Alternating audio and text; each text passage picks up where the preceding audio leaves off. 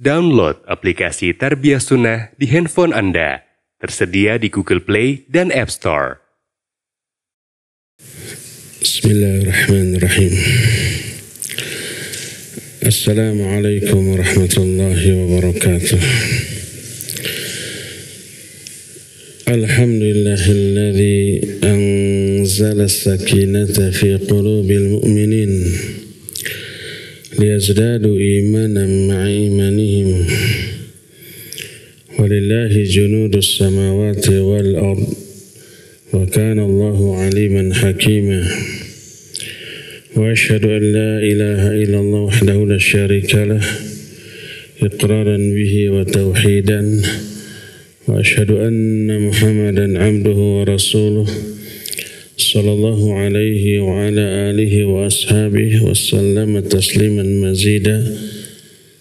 Wa ba'd.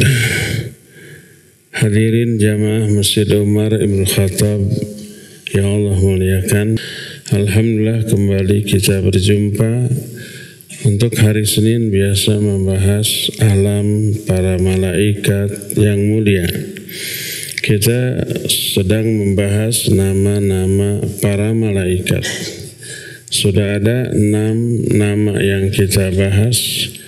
Pertama Jibril, kedua Mikail, ketiga Israfil, keempat Malik, penjaga neraka, dan yang kelima Malakul Maut, pencabut nyawa, dan terakhir yang keenam yang kita bahas adalah Munkar dan Nakir sebagai penjaga alam kubur atau yang bertanya di alam kubur.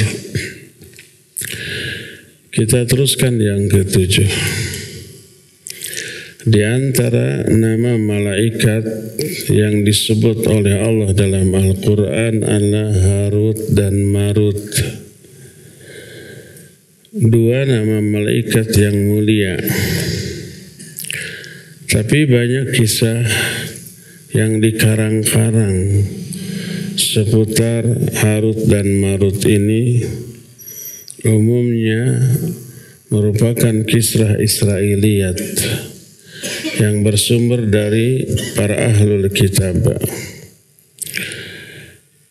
Tapi yang jelas Harut dan Marut adalah 2 malaikat yang namanya oleh Allah disebut di dalam Al-Quranul Karim. Sengaja diturunkan oleh Allah ke muka bumi sebagai ujian bagi manusia. Apa ujiannya? Harut dan Marut diberi tugas untuk mengajarkan ilmu sihir kepada manusia sebagai ujian. Sebelum mengajarkan, Harut dan Marut memberikan peringatan.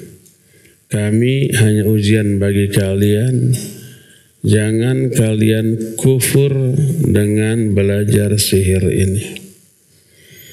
Jadi pertama, Harut dan Marut oleh Allah diturunkan ke muka bumi. Kedua, untuk memberi peringatan jangan belajar sihir. Ketiga, kalau ada manusia yang ngeyel, kekeh, petekeh, ngotot, maka ajarkan, tapi dengan konsekuensi kufur. Jadi Harut dan Marut sendiri karena memang tugasnya demikian oleh Allah, tidak berdosa, tidak durhaka dengan mengajarkan sihirnya. Karena demikianlah perintah Allah kepada mereka berdua. Allah menerangkan hal ini dalam Quran surah Al-Baqarah 102. Kata Allah, "Wattaba'u ma tatlu syayatinu ala mulki Sulaiman. Wa ma kafara Sulaimanu walakinna syayatina kafaru.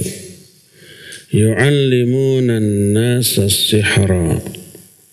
Wa ma unzila 'ala al-malakaini bi Babila Harut wa Marut wa ma yu'allimani min ahadin hatta yaqula innama nahnu fitnatun fala takfur. Fata'allamuna minhuma ma yufarriqu bihi bainal mar'i wa zawjihi wa ma hum bidarrina bihi min ahadin illa bi'iznillah. Wa yata'allamuna ma yadurruhum wa la yanfa'uhum wa laqad alimu laman ishtarahu ma lahu fil akhirati min khalaq wa la bi'sa ma sharu bihi anfusahum law kanu ya'lamun. Kata Allah, dan ikutilah oleh kalian apa yang dibacakan oleh setan tentang kerajaan Sulaiman. Sulaiman itu tidaklah kufur, tapi setanlah yang kafir.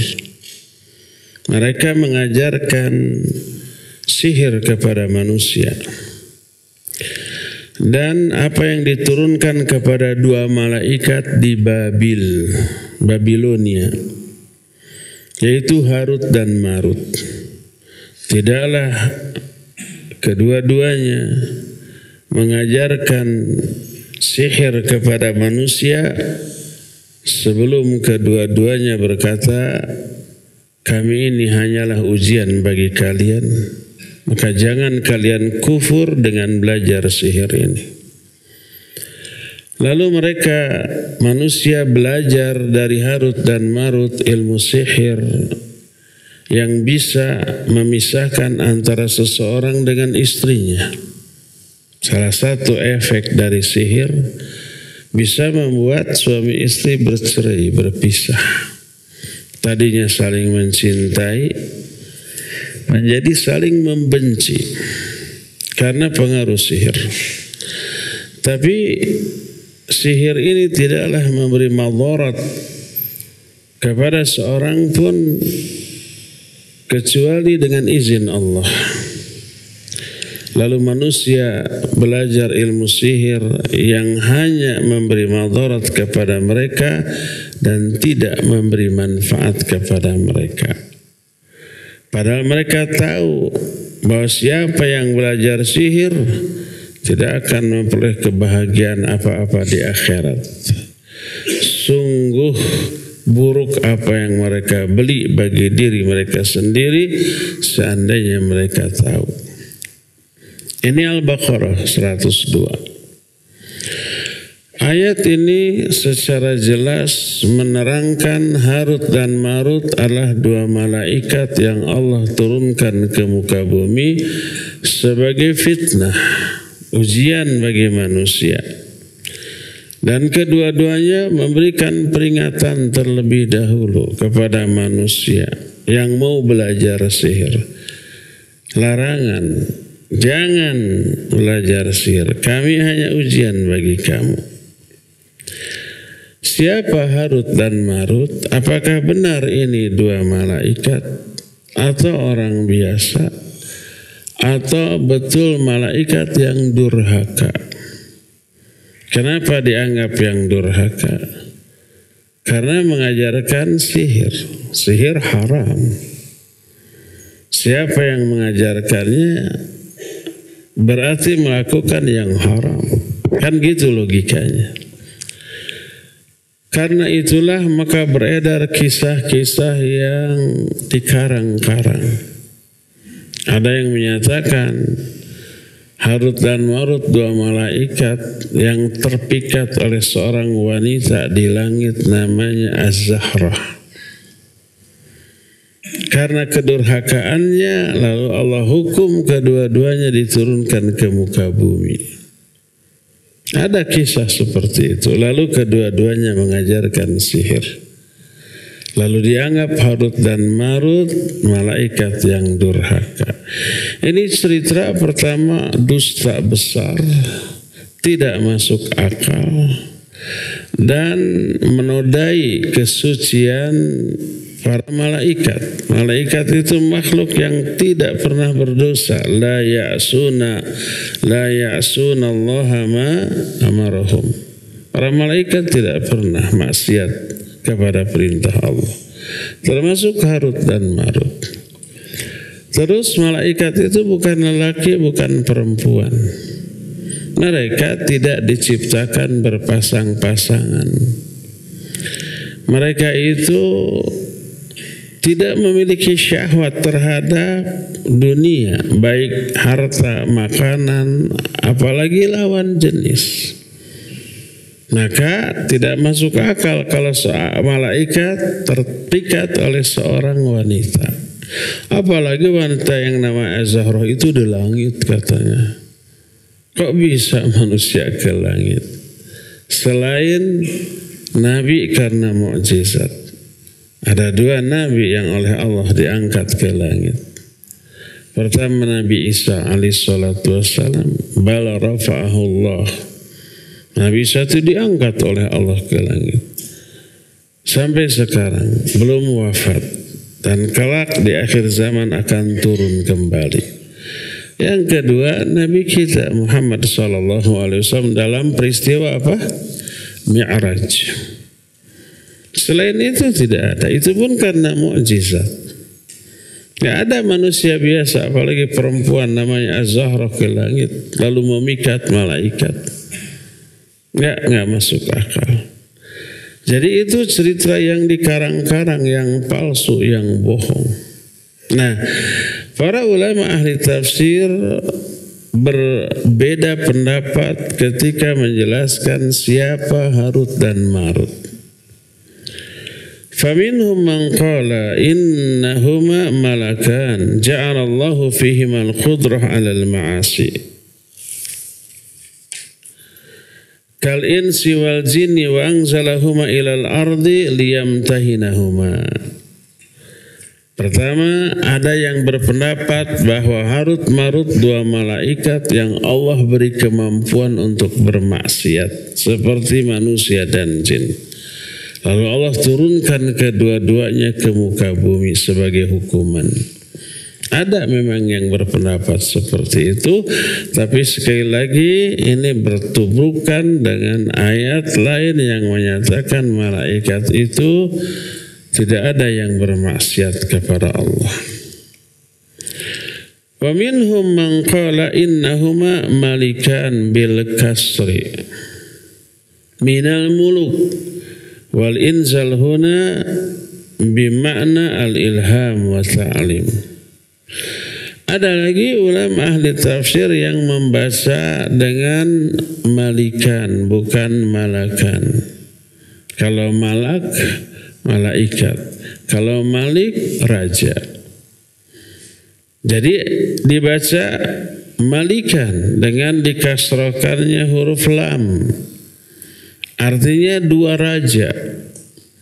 Dua raja ini Allah berikan ilham dan Allah berikan ilmu tentang sihir.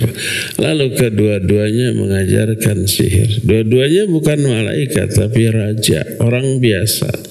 Tapi diberikan kelebihan berupa ilmu sihir. Lalu mengajarkan kepada manusia. Ini pendapat yang kedua.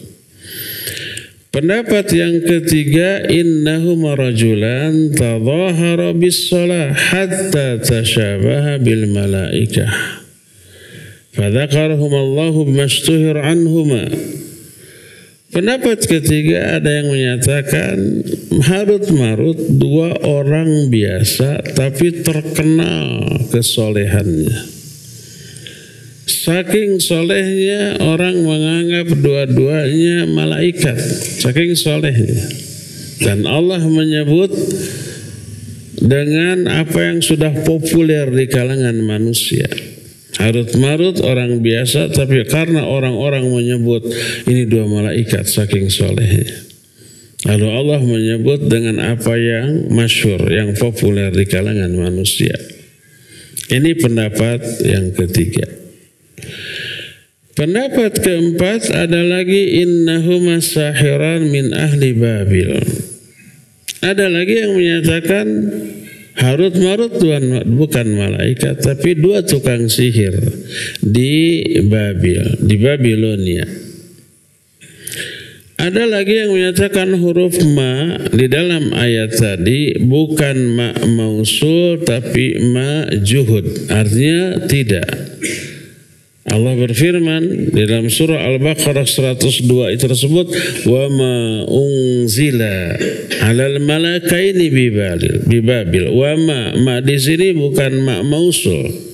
Bukan ma apa-apa tapi tidak, dan Allah tidak menurunkan kepada dua malaikat di Babilonia Harut dan Marut. Tidak. Allah tidak menurunkan sihir.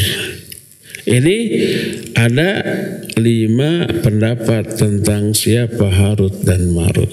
Ada yang menyatakan malaikat yang durhaka, ada yang menyatakan 2 raja, ada yang menyatakan 2 orang soleh, saking solehnya disebut malaikat oleh kalangan manusia, ada yang menyatakan 2 tukang sihir. Mana yang benar?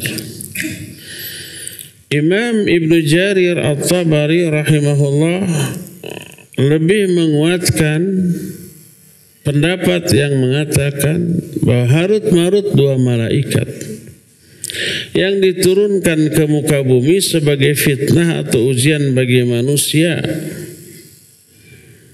Berkata Imam Ibnu Jarir, "Falaysa fi inzarillahi iyyahu 'alal malakain wala fi ta'limil malakaini man 'allamahu minan nas ithmun idh kana ta'limuhuma man 'allamahu dzalik biidznillah lahuma bi ta'limihi ba'da an yukhbirahu bi annahuma fitnah wa yanhiyanihi 'anis sihr wal 'amal bihi wal kufr."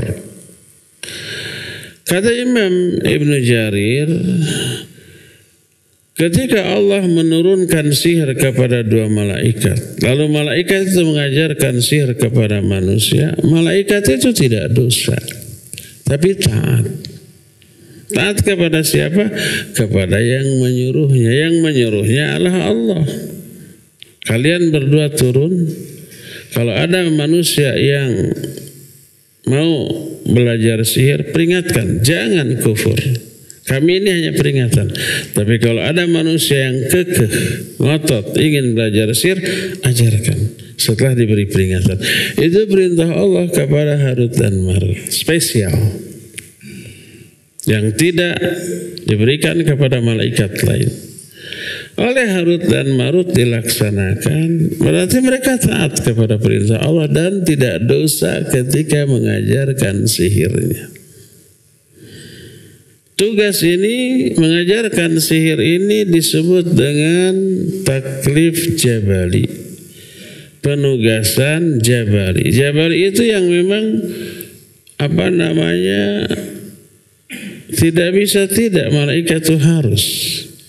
Seperti pernah saya dan sering saya jelaskan, kenapa kita bisa bergerak, bisa bicara, bisa berjalan, bisa ruku, bisa sujud, bisa makan, bisa loncat. Itu semua diproses oleh para malaikat. Para malaikat yang memprosesnya. Tugas malaikat yang memproses gerakan manusia ini disebut tugas jabali, bukan tugas syar'i. Malaikat nggak diberi kemampuan, nggak diberi keinginan untuk menolak tugas itu, diproses.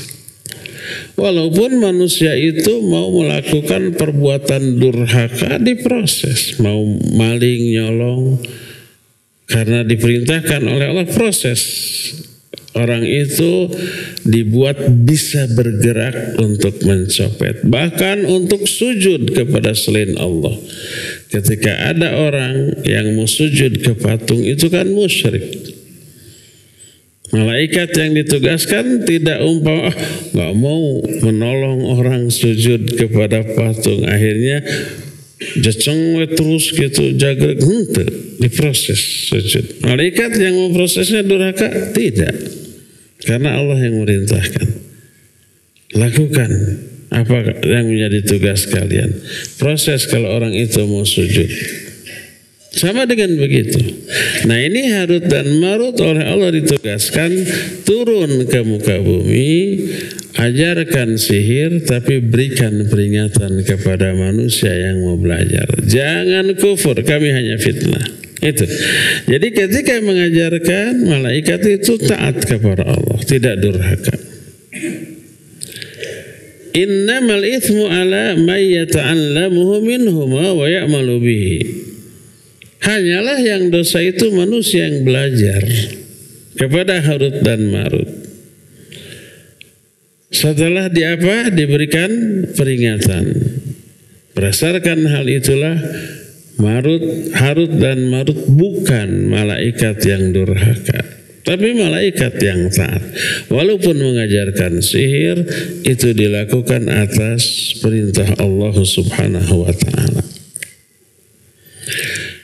Kalau kata Imam Ibnu Jarir, thumma qala ba'da dhalik fa in iltabasa ala dhi ghuba'in ma qulna faqala wa kayfa yajuzu al malaikah an tu'allima an-nas at-tafriq baina al-mar'i wa zawjihi am kayfa yajuzu an yudafa ila Allah tabaraka wa ta'ala inzala dhalika al malaikain.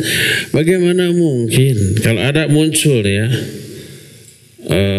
ketidakfahaman seseorang lalu berkata, bagaimana mungkin malaikat mengajarkan sihir kepada manusia yang bisa membuat suami istri bercerai? Kan sihir haram, kan sihir membuat pelakunya kufur. Kenapa diajarkan? Kenapa Allah memberikan izin? Dijawab, itu tugas khusus yang Allah berikan, tapi harus diberi peringatan terlebih dahulu. Kami ini ujian bagi kalian, maka jangan kafir dengan belajar sihir ini. Kalau ngeyel, kata Allah, ajarkan tetap. Yang durhaka adalah manusia yang belajarnya. Adapun Harut dan Marutnya maka tidak durhaka dengan mengajarkan sihirnya. Berdasarkan hal itulah maka sekali lagi Harut dan Marut merupakan dua nama malaikat berdasarkan pendapat yang lebih kuat, dan mengajarkan sihir kepada mereka, kepada manusia adalah tugas yang mereka emban dari Allah Subhanahu wa ta'ala, dan mereka tidak durhaka. Berkata Imam Ibnu Jarir, wa hadha huwa shawab insyaallah fi hadhil mas'alah wa huwa annahuma malakan nuzila fitnatan linnas wallahu a'lam. Dan inilah pendapat yang benar insyaallah dalam masalah ini, bahwa Harut Marut dua malaikat yang diturunkan sebagai fitnah atau ujian bagi manusia, wallahu a'lam bis-shawab. Lalu berkata muallif,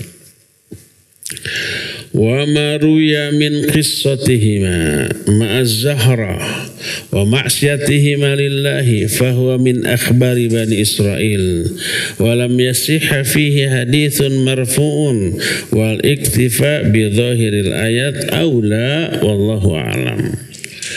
Adapun kisah-kisah yang diriwayatkan tentang Harut dan Marut beserta Az-Zahra. Az-Zahra itu nama perempuan. Dan kemaksiatan Harut dan Marut bersama Az-Zahra kepada Allah. Jadi dikisahkan Harut dan Marut berzina dengan Az-Zahra. Kan ini tidak masuk akal. Memangnya bentuk malaikat, organ tubuh malaikat itu sama dengan organ tubuh manusia? Enggak, beda. Emangnya malaikat punya syahwat kepada perempuan, manusia berjenis kelamin perempuan? Ya tidak. Mereka tidak punya syahwat. Mereka bukan laki-laki. Bagaimana mungkin bisa maksiat dalam bentuk berzina di langit lagi? Bagaimana si Zahra bisa terbang ke langit padahal dia manusia biasa? Maka kisah ini termasuk kisah Israiliyat. Israiliyat itu berasal dari cerita-cerita Bani Israel yang dikisahkan oleh para pendeta Yahudi dan Nasrani. Yahudi dan Nasrani kan kalangan Bani Israel. Lalu banyak kisah di kalangan Bani Israel. Kisah ini kebanyakan dusta, dikarang-karang, tidak benar. Nah, termasuk kisah ini, kisah Israel. Lihat, tak ada satupun hadis marfu yang sahih tentang kisah ini.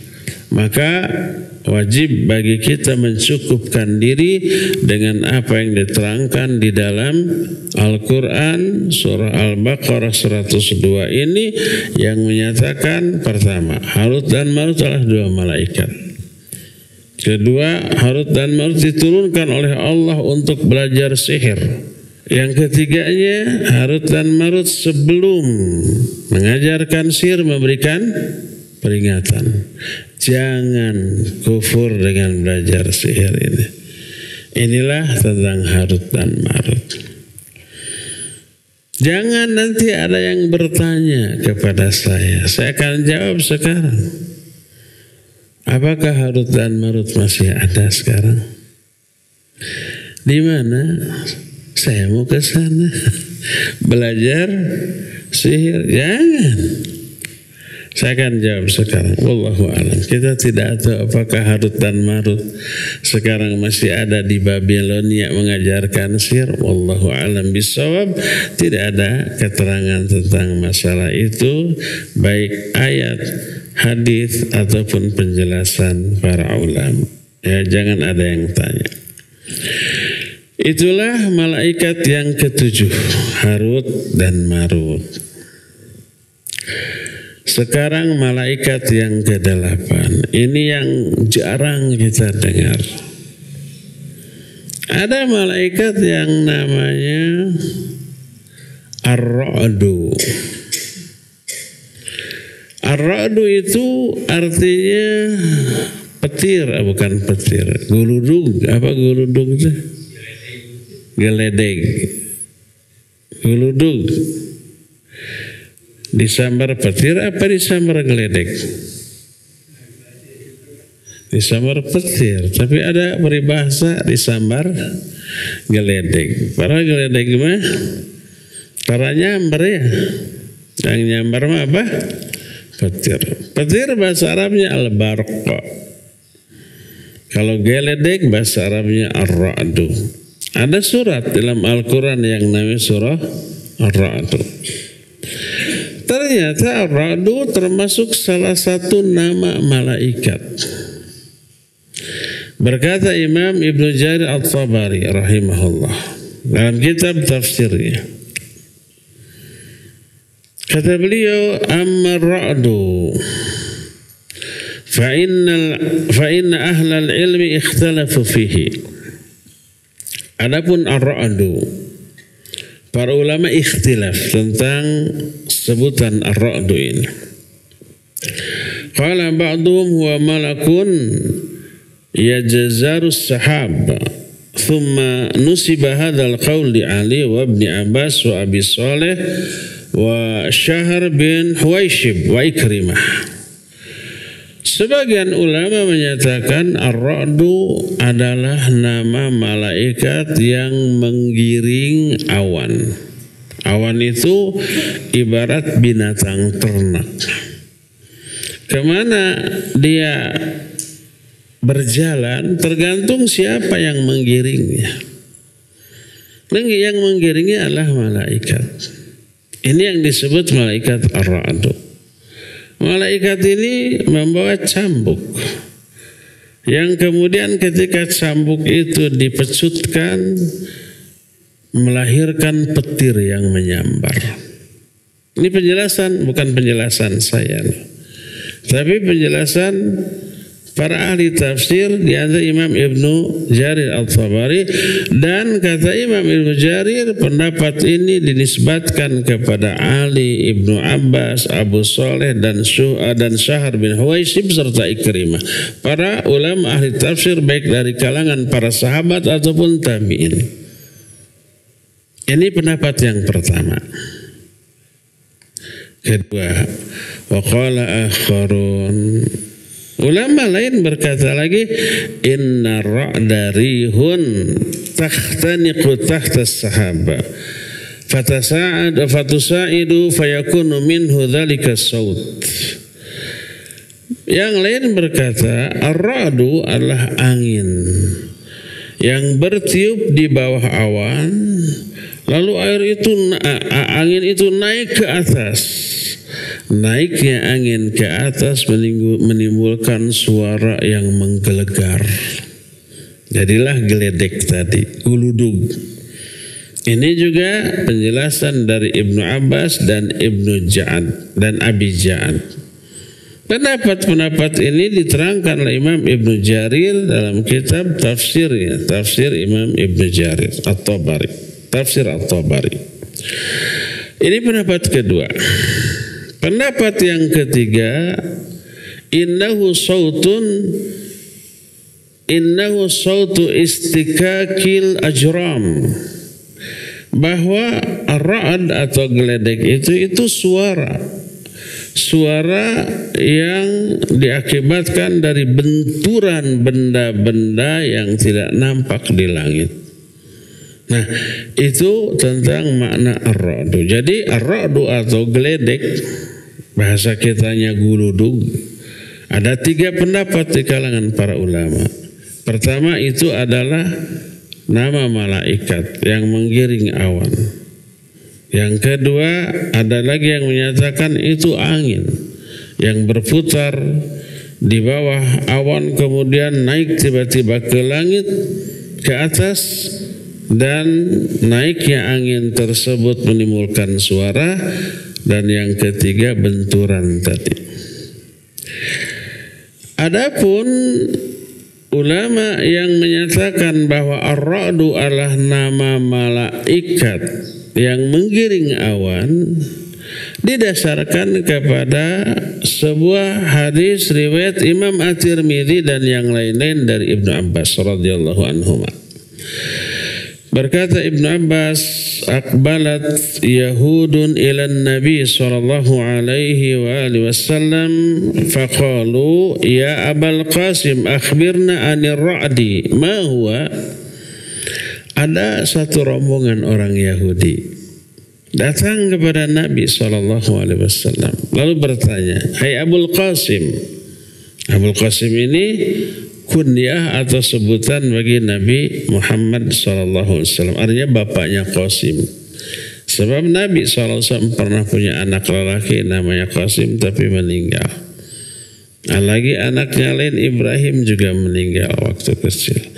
Jadi dikenal dengan sebutan Abul Qasim. Wahai Abul Qasim, ceritakan kepada kami tentang ar-ra'du, tentang geledek, guruh.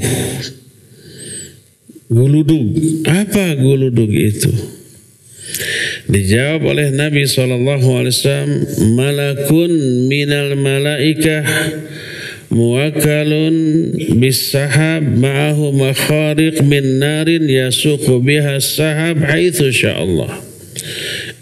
Guru itu adalah salah satu di antara malaikat yang ditugaskan untuk menggiring awan. Dia punya cameti dari api yang menggiring awan ke arah yang dikehendaki oleh Allah. Allah yang merintahkan, giring awan ke timur, digiring. Ketika digiringnya itu, dilecutkan cametinya itu, pecutnya itu, dan itu yang menimbulkan suara yang menggelegar.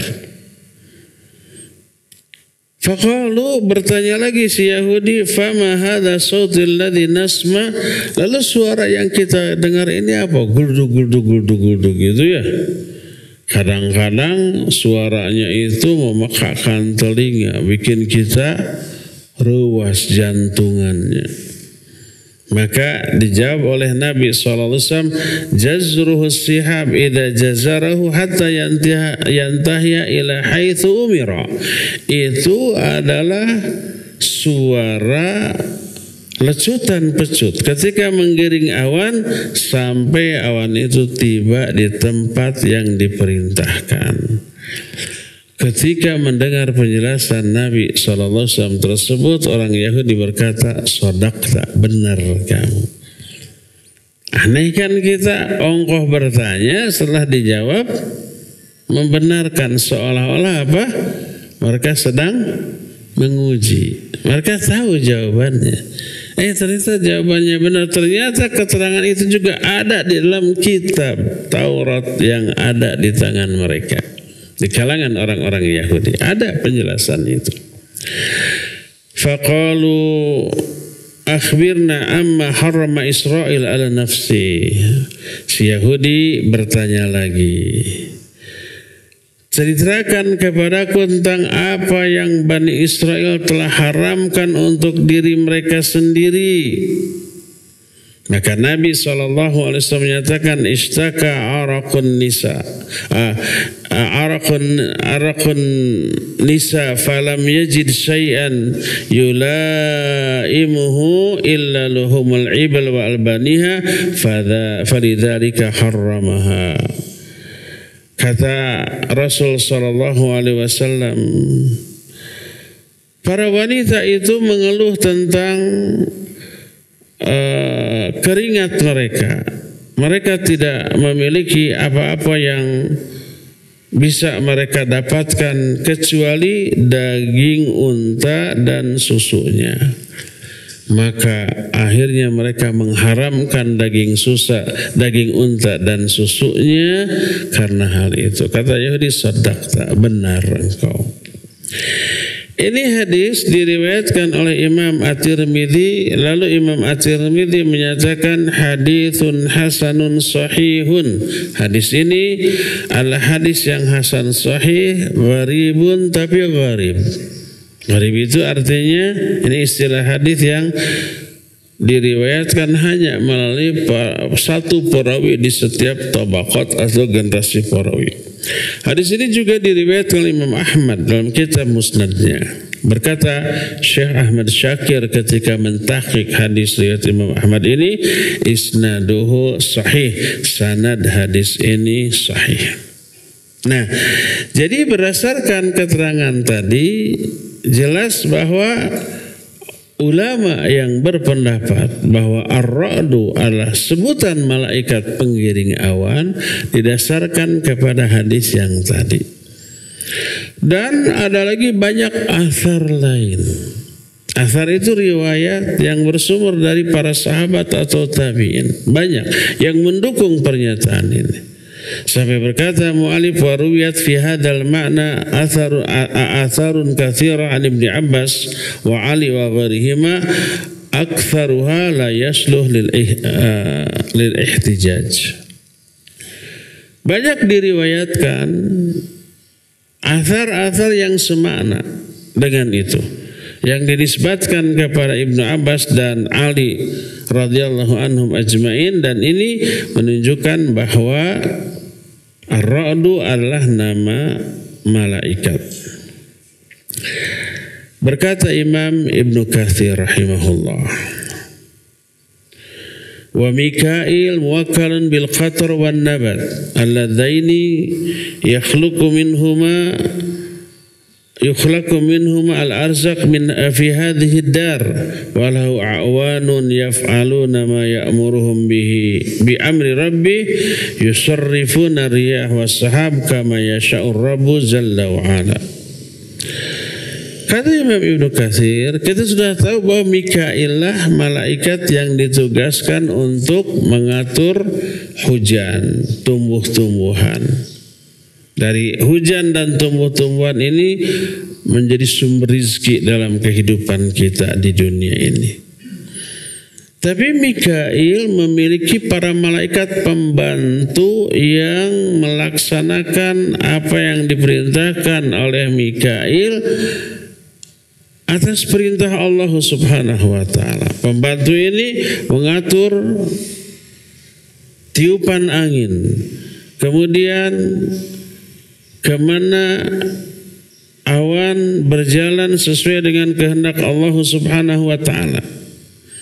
Apakah bertolak belakang penjelasan bahwa yang mengatur awan, mengatur angin, mengatur hujan malaikat Mikail, dengan pernyataan barusan bahwa yang mengatur adalah malaikat Ar-Ra'du. Kedua-duanya tidak bertolak belakang tapi saling melengkapi. Kesimpulannya bahwa Ar-Ra'du termasuk malaikat anak buah Mikail. Nanti malaikat Mikail itu memerintahkan, giring tuh awan ke sana, digiring oleh Ar-Ra'du ini. Sambil mencambukkan pecutnya, kemudian menimbulkan suara yang menggelegar, yang kita dengar dengan sebutan guruh tadi. Berkata Syekhul Islam Ibn Taimiyah rahimahullah, wa amma ar-ra'du wal barq fa fil hadits al marfu' fi Tirmidzi wa ghairihi annahu su'ila 'anil ra'd qala malakun minal malaikah muwakkalun bis sahab. وقد روي عن بعض السلف أقوال لا تخالف ذلك كقوله من يقول إنه استكاك أجرام السحاب بسبب انضغاط الهواء فيه فإن هذا لا يناقض ذلك. Adapun ar-ra'du dan al-barqu. Ar-ra'du itu guruh, guludug, al-barqu itu petir. Adapun guruh dan petir di dalam hadis marfu yang diriwayatkan Imam At-Tirmidzi dan yang lain, bahwa Nabi SAW ditanya tentang geledek tersebut, beliau menjawab itu satu malaikat yang ditugaskan untuk menggiring awan. Dan diriwayatkan dari beberapa ulama salaf, beberapa pendapat yang tidak bertolak belakang dengan ini, bahkan mendukung. Seperti pendapat yang menyatakan bahwa ini adalah benturan awan karena tekanan udara. Itu tidaklah saling bertolak belakang, bahkan saling melengkapi satu sama lain. Berdasarkan hal itulah maka ada sebagian ulama yang menyebut ar-ra'du adalah sebutan bagi malaikat yang tugasnya menggiring awan, membawa pecut, dan pecut itu ketika dipecutkan menimbulkan suara yang menggelegar yang kita dengar, dan itulah aspek gaib di balik suara yang menggelegar itu. Wallahu a'lam bishawab. Inilah dua malaikat yang kita bahas di hari ini. Yang pertama Harut dan Marut, yang kedua siapa? Ar-Ra'du. Cukup dulu ya pagi ini sampai di sini, dan kita masih punya sisa waktu untuk bertanya jawab. Kalau ada pertanyaan dipersilakan. Wassallallahu ala nabiyina Muhammadin wa ala alihi wasallam. Mangga. Assalamualaikum warahmatullahi wabarakatuh. Waalaikumsalam. Bertanya, apakah Marut dan Marut itu malaikat yang ditugaskan di gunung yang menjaga orang-orang yang mau jahat kita? Iya, apakah Harut Marut malaikat yang ditugaskan menjaga gunung yang mau jahat ke kita? Siapa yang mau jahat ke kita? Ya'juj Ma'juj. Oh, beda. Ya'juj Ma'juj adalah dua komunitas manusia yang banyak jumlahnya. Mereka sekarang dikurung. Yang mengurungnya dulu siapa? Dzulqarnain. Sebagian ulama menyatakan Dzulqarnain adalah nabi, sebagian lagi bukan, hanya raja yang soleh. Sekarang mereka masih terkurung. Di mana? Di suatu tempat. Di mana? Jangan tahu lah, ngapain tahu. Mereka belum bisa keluar karena dibenteng dengan benteng yang sangat kuat. Tapi mereka sekarang menggali terus agar bisa keluar. Setiap menggali, setiap siang dari pagi sampai sore, Pas hampir selesai keburu malam.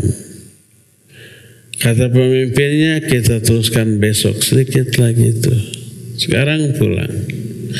Ketika mereka berhenti, Allah menutup kembali lubang yang sudah mereka gali. Besoknya mau melanjutkan, utuh lagi, gali lagi. Sampai hampir tembus, keburu malam, besok kita teruskan. Ketika malamnya Allah tutup kembali hasil galian. Begitu terus sampai sekarang. Sampai suatu saat ketika tiba waktunya Allah mengeluarkan mereka, mereka menggali, begitu hampir selesai keburu malam, pimpinnya berkata, besok kita teruskan lagi insya Allah. Pakai insya Allah. Karena itulah Allah tidak menutup kembali lubang yang mereka gali. Besoknya tinggal melanjutkan, jebol saja, akhirnya mereka keluar semuanya. Tak ada keterangan benteng itu dijaga oleh Harut dan Marut, tidak ada. Tidak ada yang menjaga, kecuali benteng saja. Nah, benteng itu terus digali oleh Ya'juj dan Ma'juj. Jadi tidak ada hubungan antara Ya'juj dan Ma'juj dengan Harut dan Marut, ya. Dan keluarnya Ya'juj dan Ma'juj termasuk salah satu di antara tanda besar dari hari kiamat. Kapan itu terjadi? Nanti pada zaman Nabi Isa sudah turun. Nanti kan ada zaman Imam Mahdi dulu. Dan dunia semuanya dikuasai oleh Imam Mahdi ini. Manusia hidup sangat sejahtera saat itu. Nah, sampai tak ada lagi lawan dari kalangan manusia bagi kaum muslimin saat itu. Nggak ada. Semua seluruh dunia dikuasai oleh umat Islam yang dipimpin oleh Imam Mahdi. Lalu keluarlah Dajjal laknatullahi alaih. Dajjal yang memporak-porandakan kehidupan manusia. Hanya 40 hari, tapi seluruh dunia dikuasai, diinjak termasuk Selacau, kecuali 2 tempat yang nggak bisa dimasuki Dajjal. Siapa apa aja? Mekah dan Madinah. Karena kedua-duanya dijaga oleh malaikat yang menghunus pedang. Nah, lalu turunlah Nabi Isa yang sampai sekarang belum wafat, diangkat oleh Allah ke langit, nanti diturunkan. Lalu memerangi Dajjal, sampai Dajjal ditusuk oleh tombak pendek Nabi Isa, mati. Akhirnya setelah kematian Dajjal, Nabi Isa memimpin kehidupan ini dan beliau membunuh babi-babi, menghancurkan apa? Salib-salib. Nah, dan seterusnya. Di zaman Nabi Isa itulah keluar Ya'juj dan Ma'juj. Bagaimana reaksi Nabi Isa dan pengikutnya? Nyingkir, menghindar, nggak bisa dilawan. Menghindar ke gunung, bersembunyi di sana. Jadi semua makhluk yang ditemui oleh Ya'juj dan Ma'juj dibunuh. Air, ada sebuah laut yang airnya tawar, namanya Laut Tibrias. Itu kering diminum oleh Ya'juj dan Ma'juj. Saking apa? Banyaknya. Setelah semua makhluk terbunuh, mereka menyatakan, qatalna man fil ard fal nuqatil man fis sama. Kita sudah membunuh semua orang yang ada di muka bumi ini. Padahal Nabi Isa dan kawan-kawannya ngumpet. Ayo sekarang kita bunuh siapa yang ada di langit. Akhirnya mereka membentangkan anak-anak panah mereka menuju ke langit. Plesat. Semua anak panah, entah jutaan anak panah ke langit, ditembakkan. Dan anak panah itu turun kembali ke bumi dalam keadaan berlumuran darah. Mereka berkata, kita sudah bunuh semua yang ada di langit dan kita yang ada di bumi dan juga di langit. Tak ada yang bisa mengalahkan Ya'juj dan Ma'juj. Ini masanya setelah berlalunya Dajjal, sudah terbunuh Dajjal. Nabi Isa tapi masih hidup. Tapi Ya'juj dan Ma'juj hancur lebur oleh makhluk kecil yang lemah. Yaitu apa? Belatung. Kecil lemah, satu. Tapi kalau triliunan, belatung ini memakan tubuh Ya'juj dan Ma'juj mulai dari tengkuknya sampai habis. Sampai saat itu belatungnya menggemuk, bersyukur atas daging dari Ya'juj dan Ma'juj. Semuanya mati berkelimpangan. Habis semuanya. Nah, Nabi Isa dan kawannya yang masih terkurung di sebuah tempat penasaran kok nggak kedengaran suara, keluar mereka. Satu lihat, ternyata Ya'juj Ma'juj sudah berkelimpangan. Kata orang Sunda mah daya tincakeun. Akhirnya mereka bilang, mereka sudah mati, ayo keluar kita aman. Keluar. Jadi sampai tanah penuh dengan serpihan-serpihan sisa-sisa daging dan tulang-tulang Ya'juj dan Ma'juj. Kebayang kotor dan baunya ya. Akhirnya Allah menurunkan hujan yang deras dari langit. Sebelumnya Allah mengirimkan burung dulu yang menyambar sisa-sisa daging-daging dan tulang-tulang yang besar dan dibuang di suatu tempat yang tidak disebutkan. Setelah itu sisanya darahnya dan susnya oleh Allah disiram dengan air hujan yang sangat lebat, bersih lagi lah. Dan saat itu Nabi Isa dan kawan-kawannya melanjutkan kehidupan mereka dengan sejahtera, dengan tenang, ya, sampai Nabi Isa alaihissalatu wassalam wafat. Jadi antara Ya'juj dan Ma'juj tidak ada hubungan dengan Harut dan Marut. Jadi benteng Ya'juj dan Ma'juj tidak dijaga oleh Harut dan Marut, tidak, ya. Wallahu a'lam bishawab. Iya.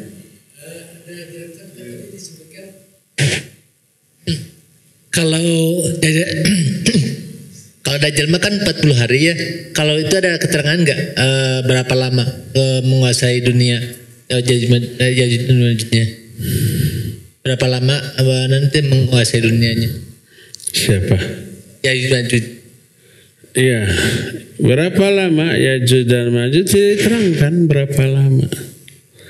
Lihat aja nanti hitung tahun berapa sampai tahun berapa. Cuma nggak ada keterangan dari hadis yang sahih. Para ulama juga tidak menjelaskan berapa lama Ya'juj dan Ma'juj setelah keluar dari benteng yang mengurungnya sampai mereka hancur. Wallahu a'lam, tidak ada keterangannya. Ada lagi? Iya.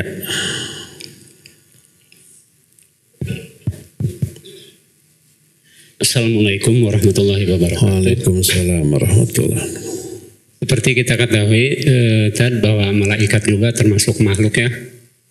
Mungkin bernyawa juga. Apakah mereka terkena dengan merasakan mati? Siapa? Malaikat. Malaikat. Malaikat itu merasakan mati gitu. Barakallahu fiik. Apakah malaikat mati? Iya, malaikat mati. Malaikat pingsan. Malaikat takut. Oleh siapa? Oleh Allah Azza wa Jalla. Sampai saking takutnya pingsan.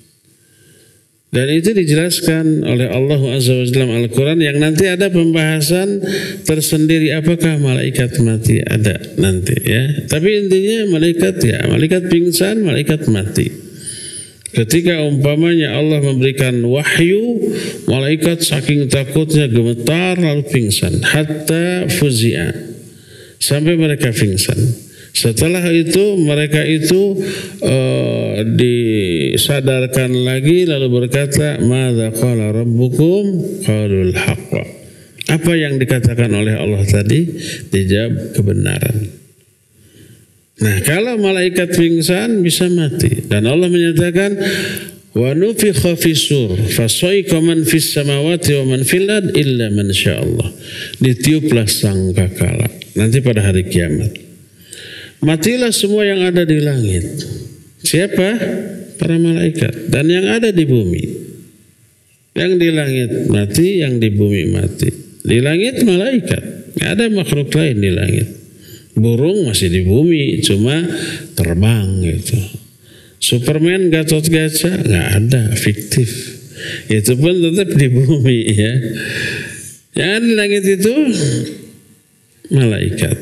Yang ada di bumi ya kita jin, binatang, termasuk ada malaikat di muka bumi. Mati semua. Kecuali beberapa makhluk yang Allah kehendaki yang tidak mati. Di antaranya para makhluk yang ada di surga dan di neraka.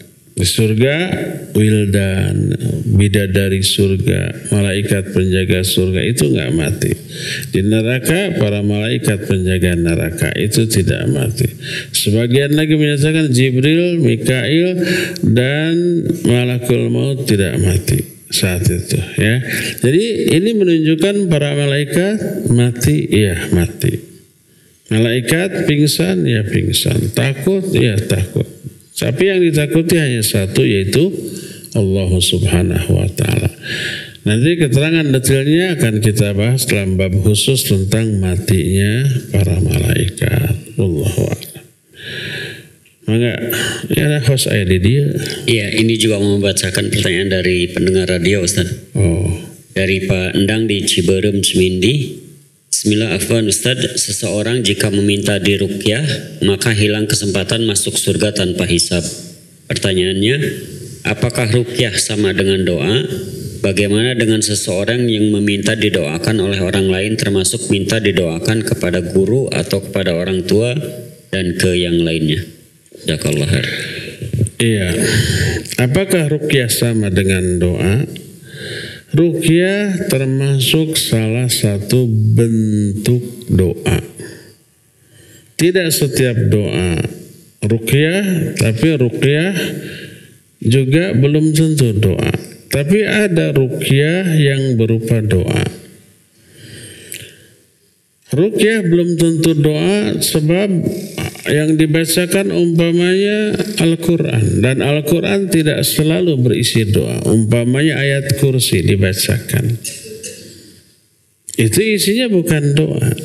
Tapi bisa dijadikan ayat ruqyah. Dibacakan ke orang yang sakit, orang yang kena sihir. Itu ruqyah, tapi bukan doa. Bahasa kitanya jampe. Tapi jampe yang syar'i karena Al-Quran. Ada ruqyah yang berupa doa. Baik dari ayat ataupun dari hadis yang sahih. Ada doa tapi bukan berupa ruqyah. Jadi antara doa dengan ruqyah tidak persis sama. Tapi di antara ruqyah ada yang berisi doa. Tapi tidak semua ruqyah berupa doa. Dan doa tidak selalu ruqyah. Oleh karena itu kalau orang minta tolong ruqyah saya, lalu dibacakan ayat kursi, itu bukan doa. Tapi ruqyah jampe. Karena isi ayat kursi bukan doa. Nah itu menyebabkan orang itu kehilangan peluang masuk surga tanpa hisab. Tapi bisa masuk surga? Bisa, tapi dengan hisab. Bisa berat, bisa ringan, tergantung amal soleh yang dilakukan oleh orang itu. Adapun kalau kita minta didoakan kepada orang lain, tidak berarti minta diruqyah. Oleh karena itu para sahabat sering meminta doa kepada Nabi SAW. Ukasyah bin Muhsin minta, ya Rasulullah doakan saya agar saya bisa masuk golongan masuk surga tanpa hisab. Didoakan, tidak dilarang. Bahkan Nabi SAW memerintahkan Umar nanti kalau kamu ketemu orang yang namanya Uwais dari Qaran, kalau kamu minta doa kepadanya karena doanya makbul. Uwaisnya belum ada, belum hadir, belum lahir. Tapi Nabi SAW sudah tahu bahwa kelak akan ada orang soleh. Bukan ulama, tapi masuk golongan generasi tabi'in. Tapi kesolehannya terkenal. terutama berbuat baik kepada ibunya.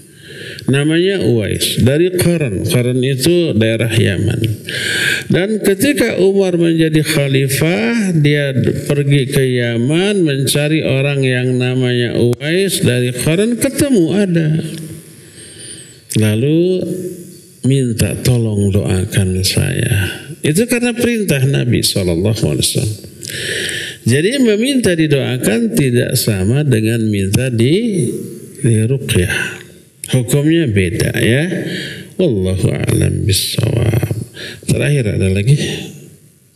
Sin? Ada lagi dari jamaah? Imam di atas poek Pak Husain.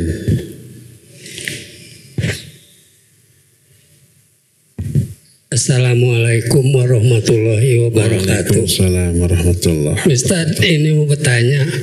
Orang kalau sudah umpamanya kiamat itu kan dihisab. Nah, hisabnya itu lulus.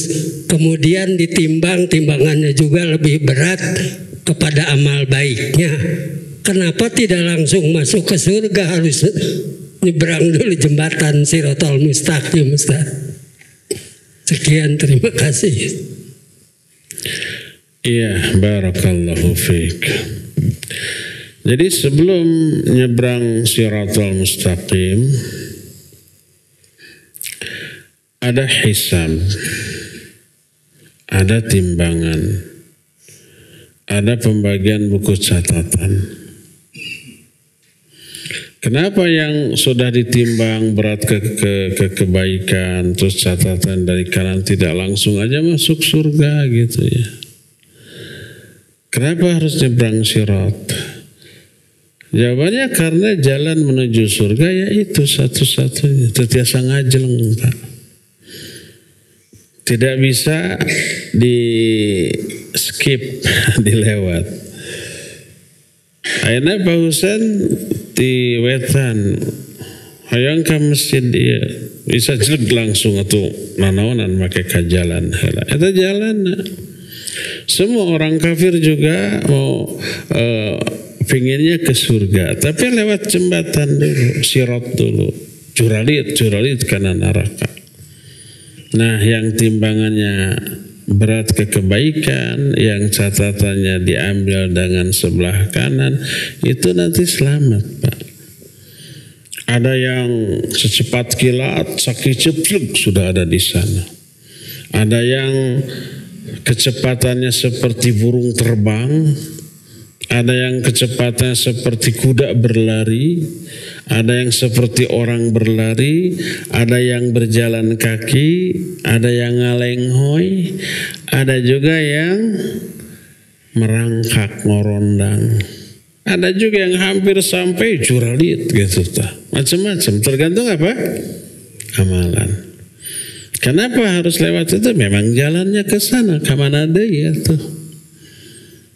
Oleh karena itulah maka semuanya harus ke sana. Itu pertama. Kedua, di atas syarat itu adalah sebuah momen di mana semua orang menderita. Tegang minimalnya. Karena apa? Karena sudah kita terangkan syarat itu pertama kecil. Sekecil bagian tajam dari sebuah pedang, seseket pedang, sekecil itu. Itu yang sahih. Adapun yang menyatakan bahwa jembatan itu seperti rambut dibelah 7, itu tidak ada keterangan. Yang benar adalah seperti bagian tajam sebuah pedang. Kecil. Mungkin sebesar rambut dibelah 7 mungkin. Kedua, leur, muzillah, matak tikosewat, tiselere, matak tijalike. Ketiga, gelap. Tidak ada penerangan. Kebayangkan susahnya ya. Kita nyebrang sungai pakai batang kelapa aja ya sudah gempurna luar biasanya. Tidak ada penyepengan. Ini kecil, gelap, licin. Terus yang paling parah dari neraka itu muncul besi-besi pengait yang hidup. Seperti, saya nggak tahu bahasa Sundanya Pak, tentakel gurita. Gurita tahu, gurita cumi raksasa. Punya apa? Tangan. Tangan itu namanya tentakel. Hidup. Nah itu ada besi-besi pengait. Setiap orang yang lewat, dikait. Kebayang susah, tanpa besi pun sudah susah, apalagi ada besi. Jadi semua orang tegang menderita. Semua penderitaan di penjelasan Syekhul Islam Ibn Taimiyah di dalam Majmu'ul Fatawa, dalam bab Ahkam Usatil Mu'minin, semua penderitaan baik yang dialami manusia baik di dunia ketika sakaratul maut, ketika di alam kubur ada fitnah kubur, dan ketika hisab di akhirat, semuanya itu mengurangi dosa, mengurangi kadar azab bagi orang yang harus diazab, mengurangi dosa orang-orang beriman yang akan masuk ke dalam surga, berguguran di sana karena ketegangan dan penderitaan lainnya. Gempurnya luar biasa, takutnya luar biasa. Jadi itulah kenapa walaupun sudah dihisab, ditimbang, dikasih catatan dari sebelah kanan, sebelum ke surga harus melewati jembatan, memang jalan yang Allah tetapkan menuju surga itu ke sana. Mau tidak mau, tidak bisa di skip, dilewat, tidak bisa ya. Ya cukup ya, sampai di sini saja. Insya Allah kita akan lanjutkan di hari yang akan datang. Subhanakallahum bihamdik, asyhadu an la ilaha illa anta, astaghfiruka wa atubu ilaik. Walhamdulillahi rabbil alamin. Wassalamualaikum warahmatullahi wabarakatuh.